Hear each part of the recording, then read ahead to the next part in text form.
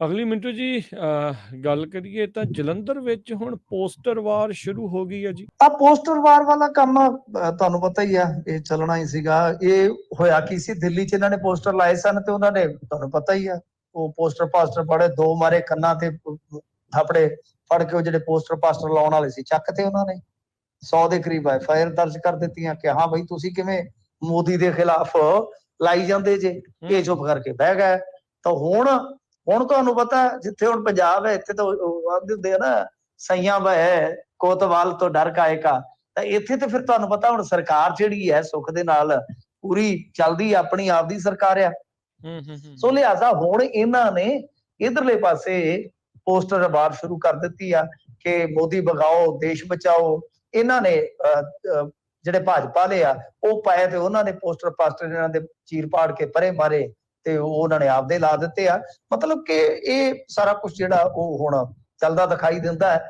ਮਤਲਬ ਇਹ ਜਿਹੜਾ ਜਲੰਧਰ ਦਾ ਚੋਣ ਅਖਾੜਾ ਪੂਰਾ ਭਖੇਗਾ। ਪਰ ਗੱਲ ਇਹ ਆ ਕਿ ਮੈਂ ਅੱਗੇ ਵਾਰ-ਵਾਰ ਕਹਿੰਦਾ ਕਿ ਇਸ ਤਰ੍ਹਾਂ ਦਾ ਹੁਣ ਜਿਹੜਾ ਕੰਮ ਚੱਲ ਪਿਆ, ਕੱਲ ਵੀ ਗੱਲ ਕਰਦੇ ਸਾਂ ਸ਼ਾਇਦ ਕਿ ETO ਸਾਹਿਬ ਨੇ, ਆਪ ਮੰਤਰੀ ਸਾਹਿਬ ਨੇ ਜਾ ਕੇ ਪੋਸਟਰ ਲਾਏ ਆ। ਤਾਂ ਇਹ ਜਿਹੜੇ ਮਤਲਬ ਕਿ ਤਲਖੀ ਵਾਲੇ ਮਾਹੌਲ ਦੇ ਵਿੱਚ ਇਹ ਸਾਰਾ ਕੁਝ ਚੱਲ ਰਿਹਾ ਹੈ, ਉਹ ਸਾਡੇ ਪੰਜਾਬ ਦੇ ਲਿਹਾਜ਼ ਨਾਲ ਨਹੀਂ ਠੀਕ। ਕਿਉਂਕਿ ਕਿਸਾਨੀ ਅੰਦੋਲਨ ਦੀ ਕਿੜ ਕੱਢੀ ਜਾ ਰਹੀ ਹੈ। ਤੁਸੀਂ ਦੇਖੋ ਬੱਬੂ ਮਾਨ ਆਪਾਂ ਨੂੰ ਪਤਾ ਨਾ, ਕੋਈ ਕਿਸੇ ਵੀ ਵਿਚਾਰਧਾਰਾ ਨੂੰ ਦਾ ਕੋਈ ਸਪੋਰਟ ਨਹੀਂ ਕਰਦਾ, ਕੋਈ ਬਹੁਤਾ ਹੈ ਨਹੀਂਗਾ। ਤੇ ਉਹ ਤਕਰੀਬਨ ਨੈਸ਼ਨਲਿਸਟ ਹੀ ਹੈ ਜੇ ਆਪਾਂ ਦੇਖੀਏ। ਪਰ ਸਿਰਫ ਇਹ ਆ ਵੀ ਉਹ ਕਿਸਾਨਾਂ ਦੇ ਹੱਕ 'ਚ, ਮਜ਼ਦੂਰਾਂ ਦੇ ਹੱਕ 'ਚ ਗੱਲ ਕਰਦਾ ਤੇ ਕਿਸਾਨੀ ਅੰਦੋਲਨ ਦਾ ਚਿਹਰਾ ਰਿਹਾ। ਉਹਦਾ ਟਵਿੱਟਰ ਅਕਾਊਂਟ ਵੀ ਇੱਥੋਂ ਇੰਡੀਆ 'ਚ ਬੈਨ ਕਰ ਦਿੱਤਾ। ਇਸ ਕਰਕੇ ਇਹ ਕਿਤੇ ਇਹ ਨਾ ਸਿਆਪਾ ਹੋਵੇ ਕਿ ਜਿਹੜਾ ਇਹ ਚਲਾਈ ਜਾਂਦੇ ਕੰਮ, ਕਿ ਕੱਲ ਨੂੰ ਉਹ ਹੋਰ ਵੀ ਸਾਨੂੰ ਇੱਥੇ ਪ੍ਰਯੋਗਸ਼ਾਲਾ ਬਣਾ ਕੇ ਪ੍ਰਯੋਗ ਕਰਨੇ ਸ਼ੁਰੂ ਕਰ ਦੇਣ। ਜੀ ਜੀ ਬਿਲਕੁਲ। ਆ ਪੋਸਟਰ ਵਾਰ ਵਾਲਾ ਕੰਮ ਤੁਹਾਨੂੰ ਪਤਾ ਹੀ ਆ, ਇਹ ਚੱਲਣਾ ਹੀ ਸੀਗਾ। ਇਹ ਹੋਇਆ ਕੀ ਸੀ, ਦਿੱਲੀ 'ਚ ਇਹਨਾਂ ਨੇ ਪੋਸਟਰ ਲਾਏ ਸਨ ਤੇ ਉਹਨਾਂ ਨੇ, ਤੁਹਾਨੂੰ ਪਤਾ ਹੀ ਆ, ਉਹ ਪੋਸਟਰ ਪਾਸਟਰ ਪੜੇ, ਦੋ ਮਾਰੇ ਕੰਨਾਂ ਤੇ ਥਾਪੜੇ ਫੜ ਕੇ, ਉਹ ਜਿਹੜੇ ਪੋਸਟਰ ਪਾਸਟਰ ਲਾਉਣ ਵਾਲੇ ਸੀ ਚੱਕ ਤੇ ਉਹਨਾਂ ਨੇ 100 ਦੇ ਕਰੀਬ FIR ਦਰਜ ਕਰ ਦਿੱਤੀਆਂ ਕਿ ਹਾਂ ਬਈ ਤੁਸੀਂ ਕਿਵੇਂ ਮੋਦੀ ਦੇ ਖਿਲਾਫ ਲਾਈ ਜਾਂਦੇ ਜੇ। ਇਹ ਚੁੱਪ ਕਰਕੇ ਬਹਿ ਗਏ। ਤਾਂ ਹੁਣ ਤੁਹਾਨੂੰ ਪਤਾ, ਜਿੱਥੇ ਹੁਣ ਪੰਜਾਬ ਹੈ ਇੱਥੇ ਤਾਂ ਆਖਦੇ ਹੁੰਦੇ ਆ ਨਾ, ਸਈਆਂ ਬਹਿ ਕੋਤਵਾਲ ਤੋਂ ਡਰ ਕਾਏਗਾ। ਤਾਂ ਇੱਥੇ ਤੇ ਫਿਰ ਤੁਹਾਨੂੰ ਪਤਾ ਹੁਣ ਸਰਕਾਰ ਜਿਹੜੀ ਹੈ ਸੁੱਖ ਦੇ ਨਾਲ ਪੂਰੀ ਚੱਲਦੀ, ਆਪਣੀ ਆਪ ਦੀ ਸਰਕਾਰ ਆ।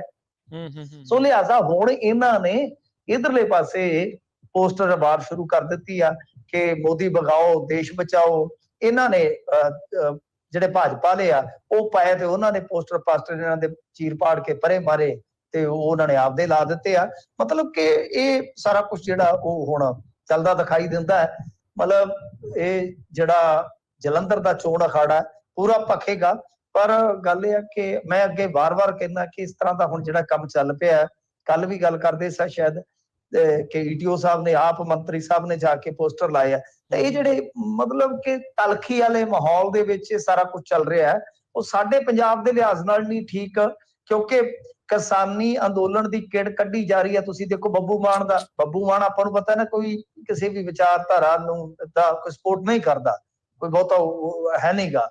ਤੇ ਉਹ ਤਕਰੀਬਨ ਨੈਸ਼ਨਲਿਸਟ ਹੀ ਹੈ ਜੇ ਆਪਾਂ ਦੇਖੀਏ। ਪਰ ਸਿਰਫ ਇਹ ਆ ਵੀ ਉਹ ਕਿਸਾਨਾਂ ਦੇ ਹੱਕ 'ਚ, ਮਜ਼ਦੂਰਾਂ ਦੇ ਹੱਕ 'ਚ ਗੱਲ ਕਰਦਾ ਤੇ ਕਿਸਾਨੀ ਅੰਦੋਲਨ ਦਾ ਚਿਹਰਾ ਰਿਹਾ। ਉਹਦਾ ਟਵਿੱਟਰ ਅਕਾਊਂਟ ਵੀ ਇੱਥੋਂ ਇੰਡੀਆ 'ਚ ਬੈਨ ਕਰ ਦਿੱਤਾ।